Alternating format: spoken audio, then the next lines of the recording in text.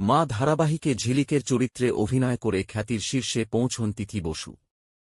ঘরে ঘরে মাবোনদের মনে এখনও তিনি পরিচিত ঝিলিক নামেই। তবে সেই ঝিলিক এখন আর ছোট্টি নেই। 20 এর ঘর টপকে রোয়ানা দিয়েছেন 25 এর দিকে। কদিন আগেই ছিল তিথির জন্মদিন। বেশ কিছু ছবিও শেয়ার করে নিয়েছিলেন তিনি ইনস্টাগ্রামে। তবে একটি ছবি নিয়ে আপাতত তুমুল শোরগোল নেটপাড়ায়। লেপার্ড প্রিন্টের একটি লং গাউন পরেছিলেন তিথি। সাইড স্লিট থেকে বেরিয়ে আছে সুঠাম পা। যদিও নেটেনাগরিকদের নজর আটকাল গিয়ে পাশে থাকা একটি সিগারেটের প্যাকেটে। রয়েছে একটি লাইটারও। আর তারপর থেকেই শুরু হল ট্রোল।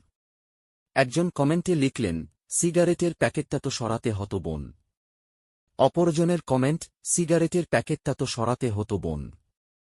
আরেকজনের মন্তব্য, আজকাল সিগারেট খাওয়াও শুরু করে দিয়েছ দেখছি।